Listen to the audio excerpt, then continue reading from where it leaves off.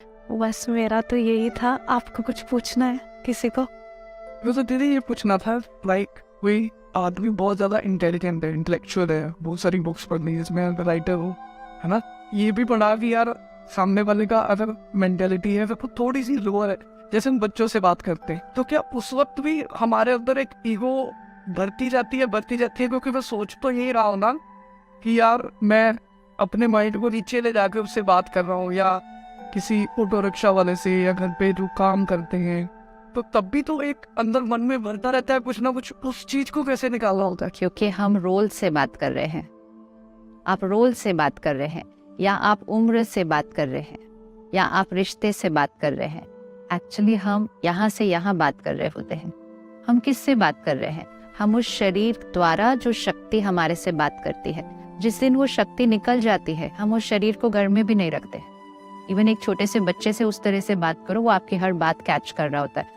हम उसको वो करते रहते हैं, हमें लगता है उसको हमारी कोई भाषा नहीं समझ में आती। सोल को हर बात कैच, बट हम ईगो कॉन्शियसनेस में चले जाते हैं। जब हम कहते हैं हम ये हैं, ये है, फिर वो भी ऐसा फील करते हैं हम नीचे हैं, ये ऊपर है, और इसीलिए हमारा कम्युनिकेशन कभी अच्छा बनता ही नहीं है, रिस्पेक्ट वाला होता ही नहीं है। या तो हम किसी से सुपीरियर हो जाते हैं, या हम फिर किसी से, अभी आपको लगेगा ये रिक्शा वाला है तो ये मेरे से नीचे है, फिर आप किसी और को मिलोगे तो आपको लगेगा मैं इससे नीचा हूँ, ये मेरे। तो हर समय हम किसी से ऊपर हैं या हम किसी से नीचे हैं, और फैक्ट ये है कि हम सब बराबर है, हम आत्मा है, एक है। रोल्स अलग अलग है। तो सब जितने भी राइटर्स हैं दीदी, वही कंटेंट पे ये बेस्ड पूरी दुनिया, हाँ, है ना, उनके लिए कुछ आप कहना चाहेंगे कि? सबसे पहले तो याद ध्यान रखें कि आपका कंटेंट देश और दुनिया का भाग्य बना रहा है, लोगों के संस्कार बना रहा है, और इस समय बहुत बहुत बहुत जरूरत है अच्छे कंटेंट, मतलब जो आत्मा को पावरफुल बनाए, कमजोर ना बनाए, जो बच्चों को कमजोर ना बनाए। नहीं तो आज से 10 साल के बाद वो मुश्किल तो हमारे ही जीवन में आके खड़े होने वाली है। ये ऐसा वाला डैमेज होगा जो हम अंडू नहीं कर पाएंगे फिर। तो इसीलिए बहुत बहुत बहुत बहुत बड़ी जिम्मेवारी है, कर्म भी है, अटेंशन, कि मेरे इस काम से मेरे घर पैसा नहीं आता, सिर्फ मेरे इस काम से दुनिया से दुआएं आनी चाहिए।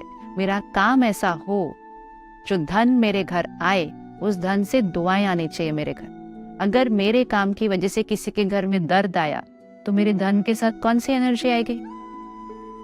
अगर किसी ने ऐसा प्रोडक्ट बनाया जिससे किसी की सेहत खराब होती है, प्रोडक्ट्स हैं ना ऐसे मार्केट में जिससे घर में लड़ाइयाँ हो रही हैं, जिससे घर के बच्चों की पढ़ाई नहीं हो रही है, जिससे घर टूट रहे हैं, ऐसे प्रोडक्ट भी तो बिजनेस में है।